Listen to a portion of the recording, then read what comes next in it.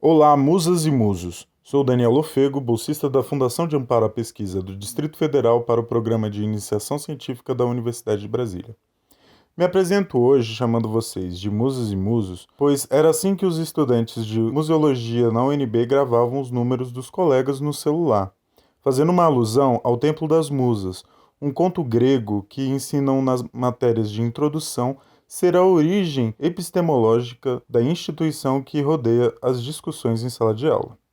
Felizmente, alguns autores brasileiros ainda insistem em analisar a narrativa mítica. Gilene Bulhões apresenta a narrativa em 3 visões que guiam este trabalho. Mário Chagas atribui o caráter político do museu em relação à memória, e Teresa Scheiner analisa o mito como processo da ideologia burguesa e propõe uma solução metalinguística, onde o mito se combate com o próprio mito. Não distante deles, esse trabalho busca investigar o mito de origem repercutido pela museologia hegemônica a fim de explicar a origem do museu, e analisar e instigar alternativas a essa hegemonia narrativa em busca de um universo mítico completo que atenda a outros descomeços para o campo. Pois bem, a história começa com a vitória dos deuses do Olimpo sobre os antigos titãs, as forças brutas da natureza. Os deuses pedem a Zeus, deus principal da mitologia grega, que criasse seres dignos de celebrar tal feito. Para isso, ele se deitou com Mnemosine durante 9 noites e juntos geraram as 9 musas. Ao passo que as musas, por meio da música e da poesia, mantêm vivas as lembranças heróicas de um passado divino, remetem, segundo Bulhões, diretamente ao tripé museal/museológico, preservação, pesquisa e comunicação de memórias. Porém, a história não termina aqui, pois, das relações extraconjugais de Zeus com Leto, nascem os gêmeos Ártemis e Apolo. Apolo, deus do sol, se encontra com Calíope, a musa da poesia épica, e dão à luz a Orfeu, que era a personificação da poesia e teve um desfecho trágico. Após perder a sua amada Eurídice, Orfeu nunca mais se interessou por outra mulher.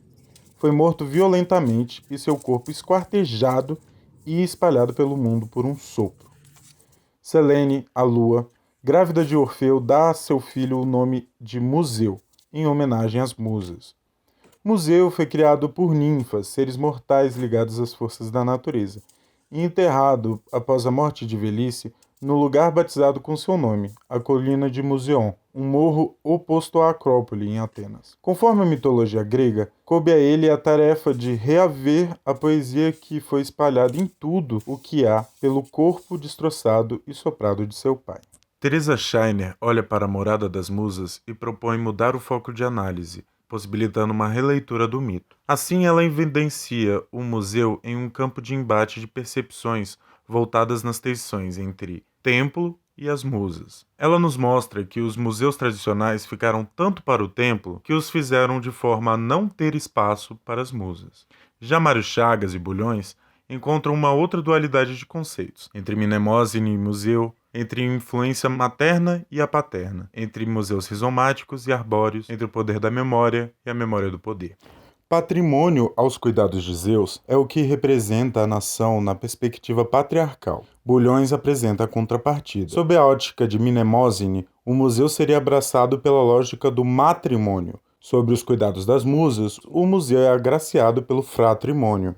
A abordagem de Gilene Bulhões se difere aos demais ao buscar um universo mítico completo, ao evidenciar o mito grego a partir do universo iorubá, no que, ao tempo em que os corpos físicos são cavalgados pelos orixás, pode-se dizer que os museus são corpos políticos cavalgados pela memória, corpos somente animados e incorporados por nossas lembranças, fazendo assim um paralelo entre Mnemosine e Nanã, onde ambas são um substrato que nos permite a modelagem das coisas que são criadas e a recuperação do sangue da poesia que há em cada uma delas. 2 foram os caminhos apresentados até aqui. Por um lado, ao lado de Chagas e Scheiner, podemos entrar no universo mítico e escavar versões que mais se adequam aos impulsos do fazer museológico brasileiro atual.